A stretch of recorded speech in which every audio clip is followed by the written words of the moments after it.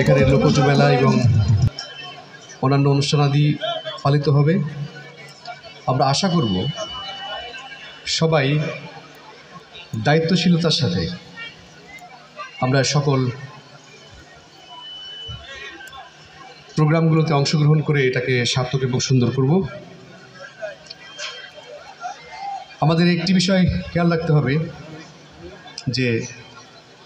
যে কোনো উদযাপন, এই উদযাপন যেন আমাদের দেশের যে প্রচলিত আইন, সামাজিক মূল্যবোধ এগুলোকে অক্ষুণ্ণ রেখে যাতে আমরা করি।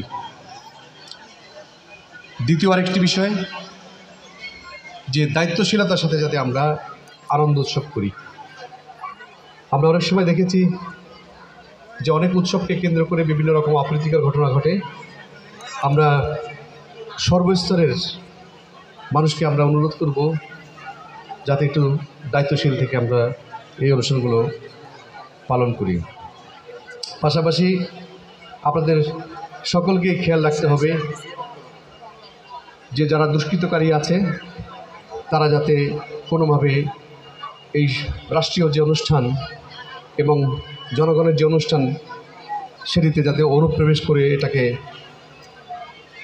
বিতর্কিত না করতে পারে, সে বিষয়ে আপনারা সকলে একটু সতর্ক থাকবেন।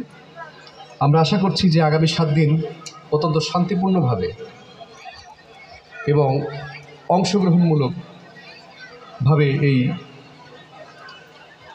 নববর্ষ উপলক্ষে জেলা প্রশাসন এবং পৌরসভা কর্তৃক যে সকল প্রোগ্রাম আয়োজন করা হয়েছে এগুলো পালিত হবে। আপনাদের সকলের সহযোগিতা চাই। আমরা জানি যে ফেনীর মানুষ উৎসবপ্রেমী। ফেনীর অনেক ক্ষত আছে, অনেক দুঃখ আছে, সেগুলো কেটে গেছে। মানুষ স্বাভাবিক জীবনে ফিরেছে, মানুষ আনন্দ করবে, উল্লাস করবে, স্বাভাবিক জীবনে যাবে।